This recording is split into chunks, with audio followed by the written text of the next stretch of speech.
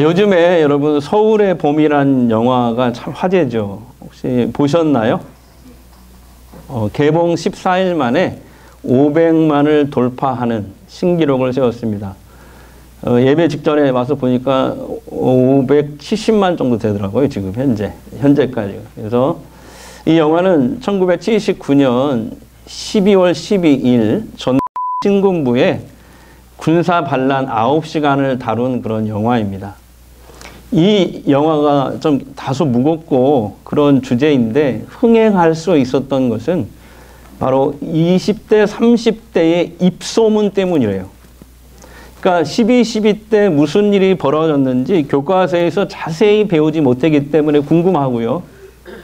그 다음에 또 다른 사람들은 다 보는데 나만 안 보면 왠지 불안하다라고 생각하는 MZ세대들의 생각이 작용했다고 하죠.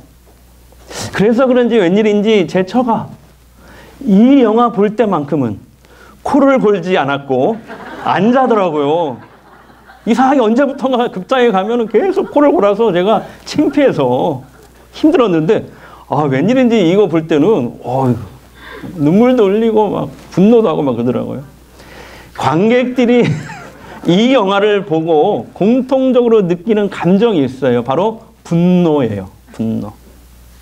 오늘은 북한이 절대 안 쳐들어온다 하면서 전방 부대까지 서울로 결집시킨 이 신군부. 그리고 일이 터지자 도망가기 바쁜 국방부 장관. 전세가 기울자 바로 항복하는 군 수뇌부. 이런 장면을 지켜보고 있자니 화가 나는 것이죠. 그래서 요즘 젊은이들 사이에서는 심박수 챌린지가 유행한다고 하죠. 심박수 챌린지. 바로 이런 겁니다. 그래서 관람객들이 영화를 보면서 자기의 분노, 자기가 지금 이 영화를 보면서 가슴이 이렇게 뛰고 있다. 화가 나 있다라는, 분노하고 있다라는 이 심박수를 SNS에 올린다고 합니다. 역사가 뒤틀리고 수많은 사람들이 죽어나갔던 이 군사 독재 시절의 첫 단추가 바로 이 12.12 사건입니다. 여러분 잘 아시죠? 그 다음에 1980년 5월에 광주에서는 이들의 학살이 있었잖아요. 그래서 우리는 그것을 그 아픈 광주 민주화 항쟁이 있었잖아요. 그런데 이 땅을 장악하고 뒤흔들었던 이 는 죽어서도 묻힐 땅이 없다는 것이 참 아이러니합니다. 지금까지 그의 유해를 안치할 장소를 찾지 못해서 2년째 자택에 안치 중이라고 해요. 사람들이 한 치의 땅도 내주지 않는 것이죠. 포악한 자가 득세하는 동안은 그 권세가 영원할 것 같지만 역사가 계속되는 동안 그는 길이길이 사람들의 분노와 저주의 대상으로 짓밟히는 치욕을 받게 됩니다. 그러나 그 심판은 아주 작은 시작에 불과하죠. 하나님의 크고 무서운 심판을 악인들이 어찌 감당할 수 있겠습니까?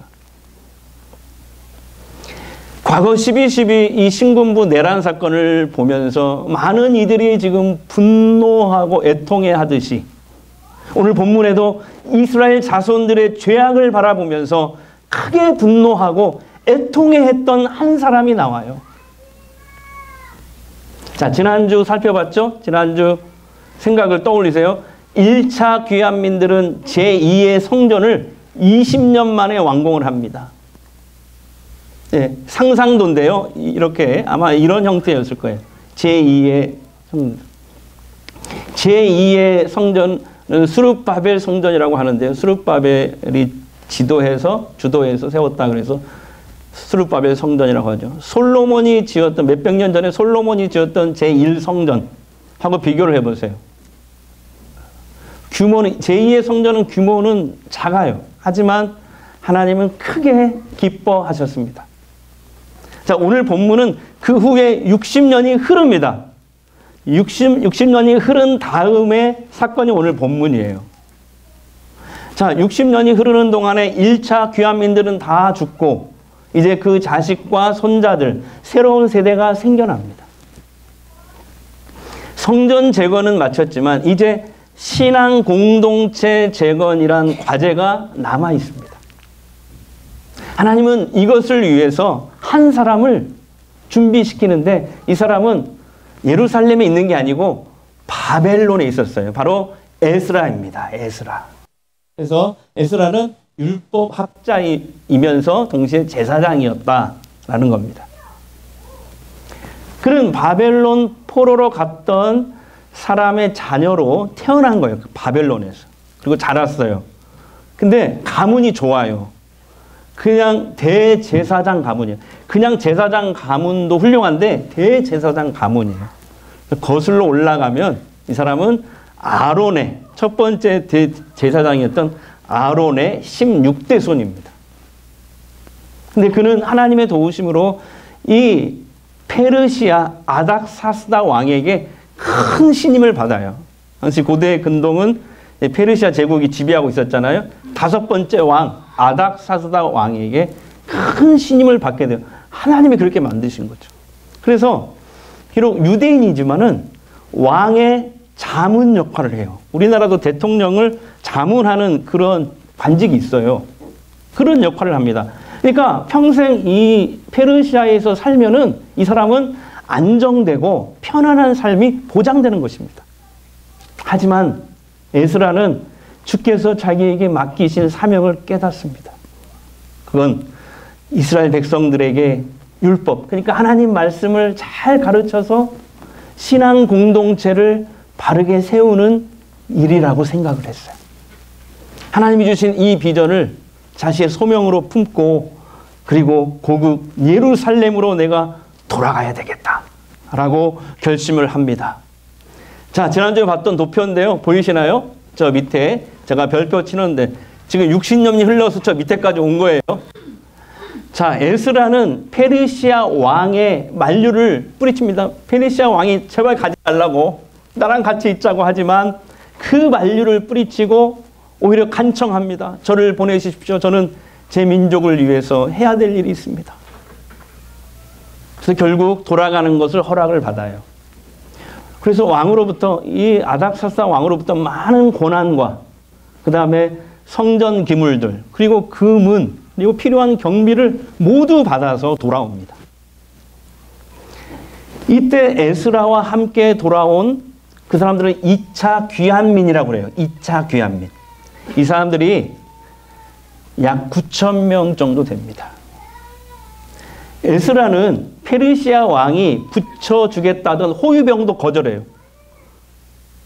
먼 길을 가야 되기 때문에 강도도 있고 뭐 떼강도도 있고 막 있을 거 아니에요. 그러니까 호위병을 붙여주겠다. 군인들을 붙여주겠다 해도 노. 거절해요. 에스라.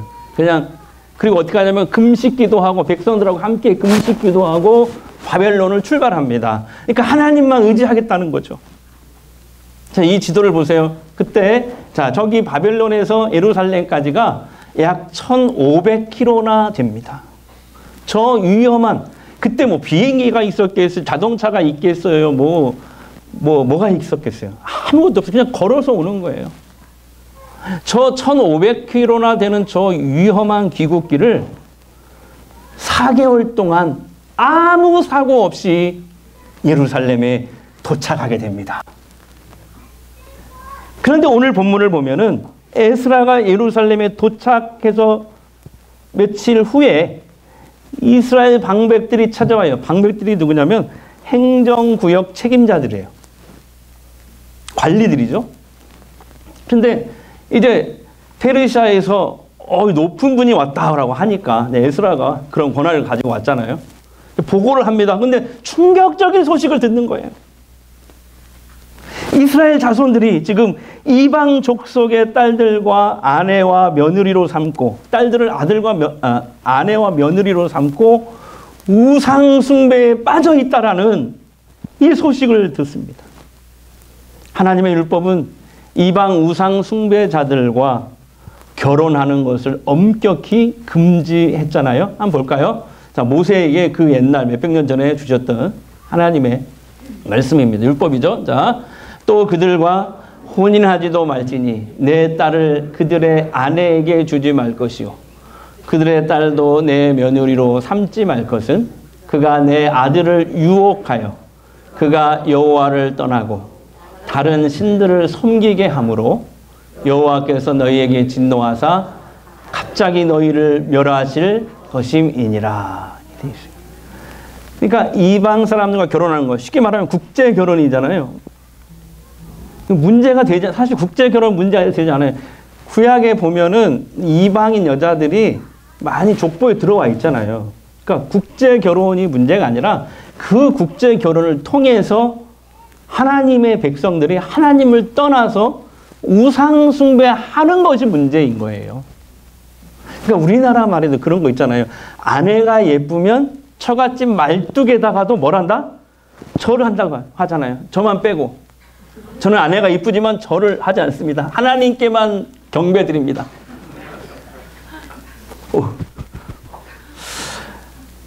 하나님은 이스라엘 백성들이 국제 결혼을 하게 되면 자연스럽게 그 사람들이 섬겼던, 그 여자들이 섬겼던 우상을 숭배하게 되어 결국 죽게 심판을 받고 멸망받을 것을 미리 아신 거예요. 그래서 하나님이 애초부터 율법으로 그 시내산에서부터 국제 결혼을 금지시킨 거예요.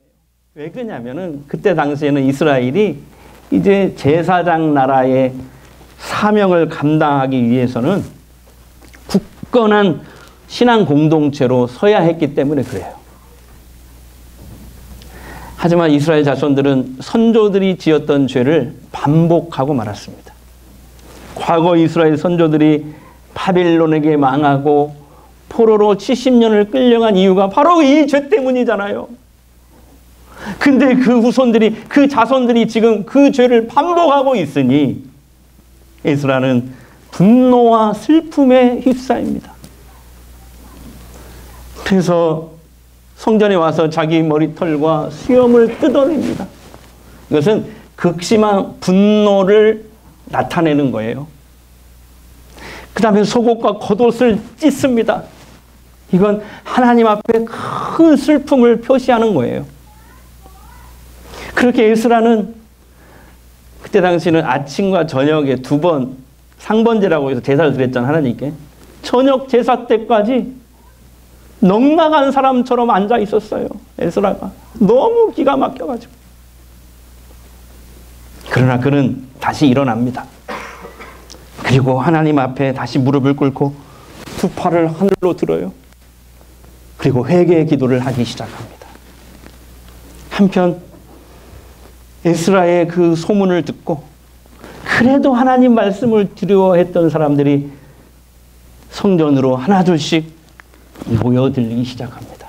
자, 본문 4절과 5절 보겠습니다. 시작. 이에 이스라엘의 하나님 말씀으로 말미암아 떠는 자가 사로잡혔던 이 사람들의 죄 때문에 다 내게로 모여오더라.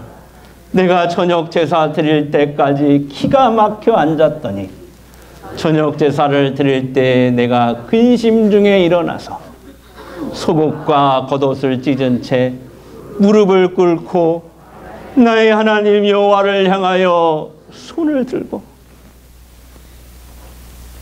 에스라의 회개의 기도가 6절부터 마지막 절까지 쭉 나와요. 요약하면 이런 기도예요. 하나님, 저는 지금 나 부끄러워서 감히 주님께 얼굴을 들 수가 없습니다. 우리 조상들 때부터 오늘날까지 우리 죄악이 너무 큽니다. 우리가 나라를 잃고 이방 지방 지배자들에게 이렇게 짓밟았던 것도 다 우리의 죄악 때문이었습니다. 그렇게 참담하게 살아오던 우리에게 하나님은 다시 은혜를 베푸셨습니다. 페르시아 왕들을 통해 우리가 고향 예루살렘으로 다시 돌아와서 성전을 다시 건축하고 주의 보호 아래 살아갈 수 있게 해주셨습니다. 주께서는 이렇게까지 하셨는데 우리는 우리 선조들이 짓고 심판받았던 그 죄를 다시 반복하고 있습니다. 지금 하나님께서 당장이라도 우리를 진노하셔도 우리는 할 말이 없습니다. 주님 엎드려 간구하오니 우리를 불쌍히 여겨 주시옵소서. 에스라의 이 회개 운동은 백성들에게 급속히 퍼져나갑니다. 백성들은 진정으로 회개를 하기 시작합니다. 이 다음 장에 읽어보면 그게 나와요. 성경이 말하는 회개는 단순히 후회가 아닙니다. 삶을 완전히 돌이키는 것까지가 회개예요. 백성들은 죄를 끊고 자기 신앙을 바로잡기 위해서 스스로 말이에요. 스스로 이방인 아내들을, 자기하고 지금까지 애 낳고 살았던 그 아내들을 돌려보내는 그 고통스러운 일까지 해요. 누가 시키지 않았는데. 이스라엘 회개 운동 덕분에 이스라엘 백성들은 하나님의 진노에서 벗어나게 됩니다. 우리에 대한 하나님의 은혜는요, 항상 우리의 죄악보다 큽니다. 여러분, 성경은 우리가 습관적으로 죄를 반복하는 것을 이렇게 표현하고 있어요. 개가 토한 것을 도로 먹기. 이것과 같다고 얘기하고 있어요. 우리 인간은요, 죄로 인해 스스로 고난을 당하면서도 조금 형편이 나아지면 또다시 죄를 범하기에 발빠른 존재들입니다. 이스라엘 자손들이나 우리나 별 차이가 없어요. 자, 그러면 우리가 어떻게 해야 이 반복하는 죄, 습관적으로 짓는 죄를 끊어낼 수 있을까요? 첫 번째는 하나님으로부터 멀어지지 않도록 의식 속에서나 무의식 속에서나 늘 하나님을 붙잡고 있어야 돼요. 표면적인 것은 이거죠. 예배에 나오고 말씀을 들으며 주신 말씀과 성령의 인도하심을 따라가는 것입니다. 그렇게 내 안에 하나님으로 가득 채우셔야 돼요. 하나님으로 채워야 죄에 별로 흥미를 못 느끼는 거예요. 우리 안에 하나님으로 결핍되어 있기 때문에 자꾸 죄에 눈을 돌리고 세상의 다른 것에 눈을 돌리는 거예요. 두 번째 바로 이겁니다. 죄에 다시 넘어졌다 하더라도 신속하게 회개함으로 다시 거룩한 삶을 시작해야 합니다. 나는 어쩔 수 없나 봐 하고 주저앉아 있기만 하면 안 돼요. 성경에 보니까 하나님은 회개하는 사람을 참 좋아하셔요.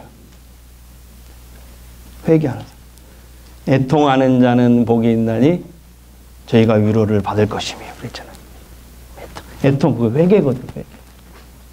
나는 죄인입니다. 이거거든요. 에스라처럼 다시 일어나 하나님 앞에 나가 무릎을 꿇고 회개로 나아가야 됩니다. 왜냐하면 하나님은 어떤 죄라도 우리가 자백하고 회개하면 용서해 주시는 분이시거든요. 자, 요한일서 1장 9절 말씀입니다. 다 같이요. 만일 우리가 우리 죄를 자백하면 그럼 미쁘시고 의로우사 우리 죄를 사하시며 우리 모든 불의에서 깨끗하게 하실 것. 한 번 더 할까요? 만일 우리가 우리 죄를 자백하면 그는 미쁘시고 의로우사 우리 죄를 사하시며 우리를 모든 불의에서 깨끗하게 하실 것이요. 아멘. 어떤 아가씨가 무릎을 꿇고 하나님 앞에 회개 기도를 합니다. 하나님, 저는 큰 죄를 지었습니다. 용서해 주십시오. 그러자 하늘에서 거룩한 음성이 들려왔대요. 고개를 들고 무슨 죄를 지었는지 말해보거라. 아가씨가 고개를 들고 이렇게 자백했대요. 하나님, 저는 교만죄를 지었습니다. 저는 거울을 볼 때마다 제가 너무 예쁘다는 생각을 합니다. 그러자 하늘에서 다시 거룩한 음성이 들려왔대요. 딸아, 그건 죄가 아니라 병이니라. 분위기 좋아요. 그래서 하나 더 준비해 왔거든요. 4명의 그리스도인 친구들이 있었어요. 그들은 함께 신앙생활을 하다가 성경 공부를 하기 시작했어요. 오늘처럼 죄에 대해서 공부를 하는데 요일일구 이 말씀에 큰 은혜를 받습니다. 네 사람이. 그래서 말씀을 같이 나누는 그 시간에 자기 약점에 대해서 서로 솔직하게 자백하기로 했대요. 한 친구가 먼저 자기 약점을 고백합니다. 나는 교회를 다니긴 하지만 줄담배를 펴. 담배를 끊을 수가 없어. 그래서 교회에 올 때도 피거든? 근데 얼른 각을 하고 교회에 온다네. 두 번째 친구도 어쩔 수 없이 고백을 했대요. 나는 어떤 사실을 말할 때 자꾸 거짓말을 해. 나도 모르게 거짓말이 튀어나와. 나도 어쩔 수가 없어. 세 번째 사람도 고백합니다. 나도 교인인데 아직 도벽을 버리지 못했어. 자꾸 남의 물건만 보면 손이 가. 근데 이걸 다 듣고 있던 네 번째 친구는 아무 말을 안 하고 있는 거예요. 가만히 있는 거예요. 세 번째 친구, 너도 약점 있잖아. 빨리 자백하라고. 세 사람이 하도 재촉하니까 한참 후에야 네 번째 친구가 이렇게 자백을 하더래요. 실은 난 남의 약점을 알기만 하면 그것을 여기저기 퍼뜨리고 다니는 것이 내 약점이야. 여러분, 하나님은 공의보다 사랑이 더 크신 분이세요. 우리가 하나님 앞에 자백하고 죄를 자백하고 회개하기만 하면 용서해 주십니다. 물론 이건 있어요. 우리가 죄를 회개하고 용서받는다고 해서 전혀 수치를 당하지 않거나 고난을 당하지 않는 건 아니에요. 그러나 적어도 그 죄 때문에 멸망의 심판에 이르지는 않습니다. 왜 그래요? 우리에 대한 하나님의 은혜는 항상 우리의 죄악보다 크거든요. 지난주 어떤 목사님은 방송 설교에서 습관적인 죄를 고치는 이런 방법을 설교하시더라고요. 제가 은혜를 받아서 여러분께 소개합니다. 습관적인 죄를 고치는 방법을 이렇게 얘기하셨어요. 나의 결심이 비록 작심삼일이 될지라도 그 작심삼일을 3일 후에 다시 하고 또 3일 후에 다시 하고 또 다시 하고 그렇게 계속 포기하지 말고 작심삼일을 계속 이어가야 한다는 거예요. 왜냐하면 하나님은 70번에 70번씩이라도 용서하라고 하셨고 실제로 우리를 그렇게 용서해 주시는 분이시니까 그렇대요. 70번에 70번씩 용서라, 이거 무한대의 용서를 얘기하는 거거든요. 여러분, 이거 진짜 복음 아니에요? 복음? 복음이잖아요. 그런데 하나님은 이것도 기억하셔야 돼요. 오래 참지만 끝까지 참는 분은 또 아니시기 때문에 우리가 하나님의 공의를 무시해서도 안 된다는 거예요. 왜냐하면 끝까지 회개하지 않는 이스라엘 선조들은 하나님께 심판을 받아 바벨론에 멸망당했잖아요. 70년간 비참한 포로 생활을 했잖아요. 그래서 여러분, 예전에는 습관적인 죄와 내가 10번을 싸워서 한 번 승리했다면 오늘은 10번 싸워서 8번 승리해야 되고요. 내일은 9번 승리해야 되고요. 마침내는 10번 승리하는 식으로 우리의 삶의 진전이 있어야 된다는 거예요. 이것을 전문 용어로 성화라고 얘기합니다. 점점 그렇게 우리는 죄를 돌이키는 시간이 짧아지는 거예요. 여러분, 무엇보다 중요한 게 있어요. 죄에 넘어졌을 때 하나님 앞에 염치를 버리십시오. 우리가 보통 때는 염치 있는 사람으로 살아가는 것이 옳아요. 좋은 일이지만 죄를 지었을 때는요, 하나님 앞에서 염치 있는 사람이 되려고 하는 것은 바로 사탄의 속임수입니다. 하나님 앞에 염치를 버리세요. 자, 옆 사람에게 그렇게 한번 해볼까요? 시작. 하나님, 사실 염치가 없습니다. 그러나 하나님은 나의 아버지이십니다. 그래요, 나 죄를 또 지었지만 그래도 나 하나님의 자녀잖아요. 그러고 매달려야 돼요. 이럴 때 하나님이 너 참 염치 없다. 네가 그러고도 어떻게 내 자녀라고 그럴 수 있냐? 이렇게 절대로 얘기 안 하셔요. 이스라엘 자손들이 죄를 반복했을 때 에스라가 백성을 대신해서 하나님께 매달렸잖아요.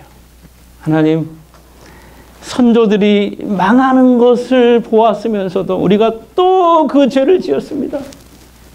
나 뜨겁고 부끄럽습니다. 할 말이 없습니다.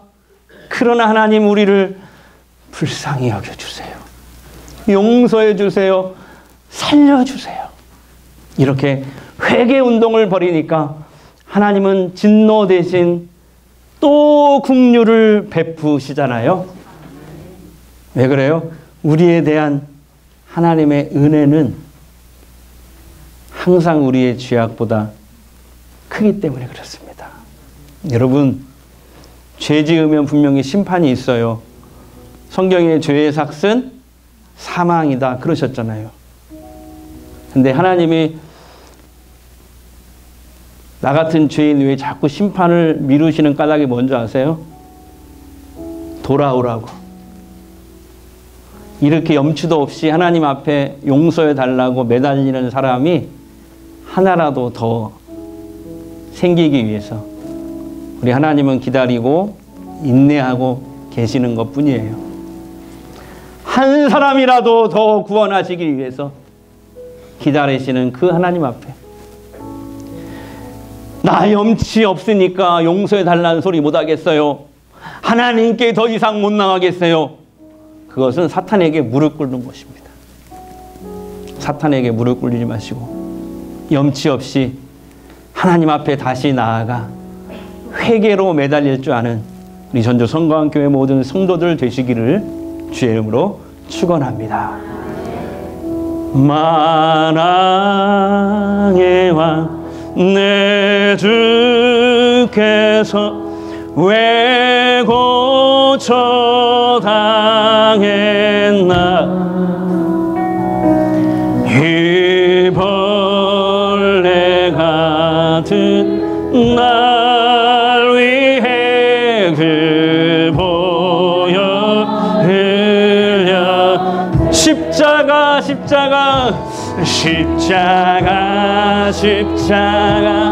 내가 처음 볼 때에 나의 맘에 큰 고통 사라져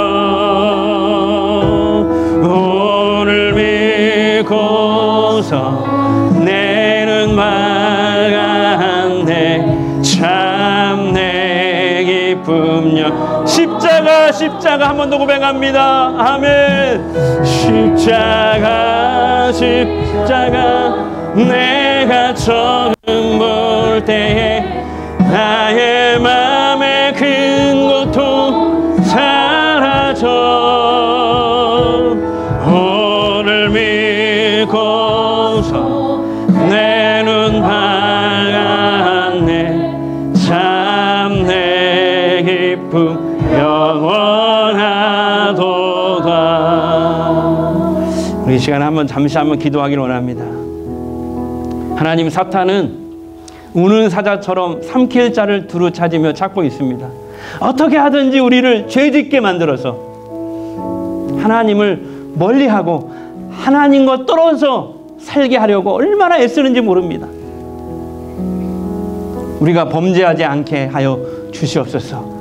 그리고 죄에 넘어졌을 때에는 나는 구제불능이야 하면서 사탄에게 무릎 꿇지 않게 하옵소서. 염치 없지만 다시 하나님 앞에 회개하며 매달리는 그런 신앙을 갖게 하여 주시옵소서. 우리 주님 한번 부르고 통성으로 잠시 기도하겠습니다. 주여 아버지 하나님, 사탄의 오늘 사자처럼 우리를 길자를 들어 잡고 있습니다.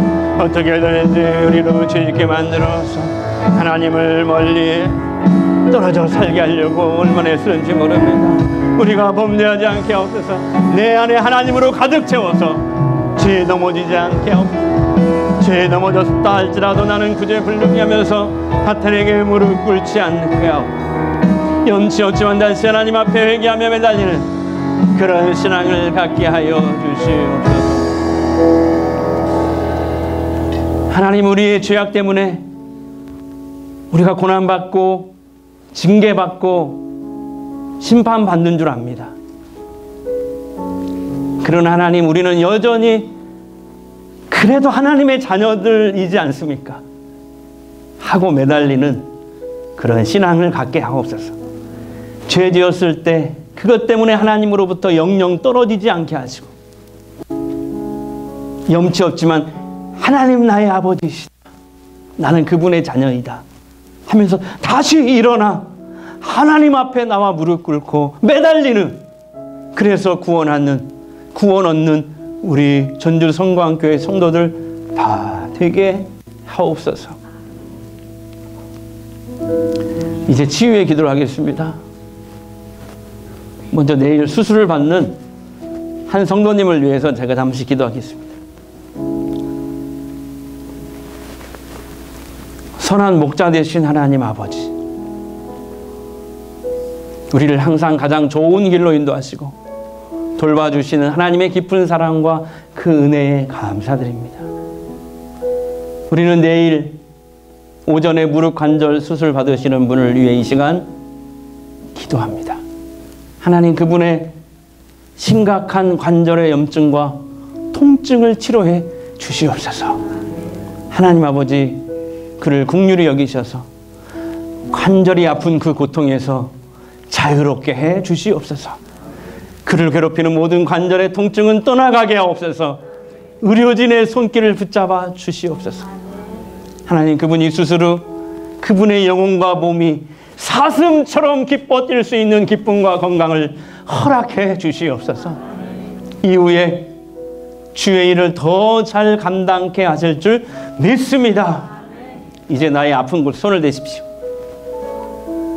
이 시간 주님이 원하시면 치유될 줄 믿습니다. 그런 치유 역사가 나타나고 있습니다, 여러분. 자, 기도하겠습니다. 주님, 아픈 내 몸과 마음을 만져 주시옵소서. 회복시켜 주시옵소서. 성령의 기름을 발라 주시옵소서. 하나님의 살아계심을 보게 하옵소서. 내가 나사렛 예수의 이름으로 명하노니 병만은 물러갈지어다, 악령은 떠나갈지어다.